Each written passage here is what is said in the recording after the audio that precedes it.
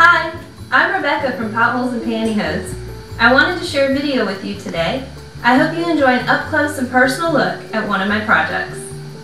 This year was my first year for a full-fledged garden, and I knew with the quality of dirt my urban lot offered, I would need a composter.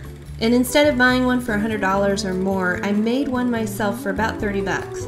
Using a few recycled parts, a few store-bought parts, and a few choice words, of course, my spinning composter was ready to go in a couple of hours. The benefits to building a spinning composter is this rich, dark compost that happens in just a couple of weeks. A compost pile that has to be turned manually with a pitchfork might take a couple of months before you get into this yummy compost. I would take the shorter composting time, please, any day. Here's a look at how my spinning composter works.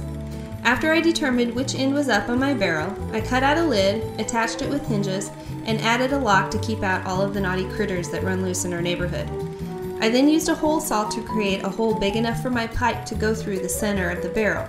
This is going to be the axis on which the barrel turns. I also cut a hole in the bottom, added a toilet flange, and a bit of screen that allows the excess juice to escape. The toilet flange attaches to a PVC pipe on the inside of the barrel.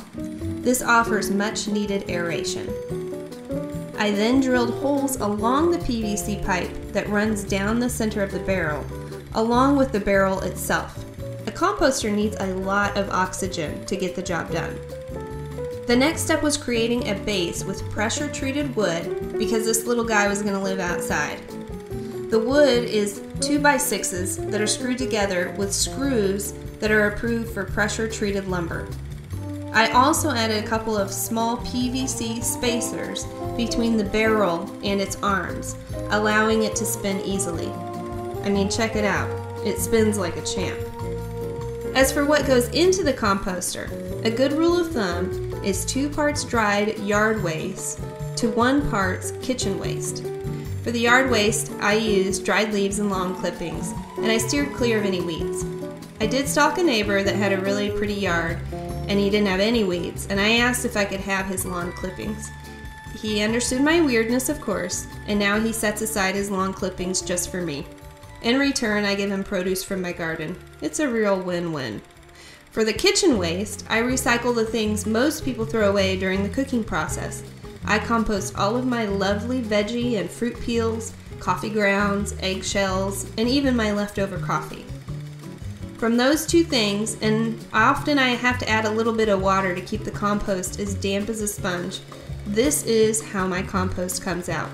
Beautiful, black, fragrant compost. Yes, fragrant. I know, I am weird. That's it for my composter. Hope you enjoyed this little tutorial. Thank you so much for watching. You can see more of my videos on my YouTube channel. Make sure you stop by my website, potholesandpantyhose.com, and say hi. I'll be looking forward to hearing from you. Bye!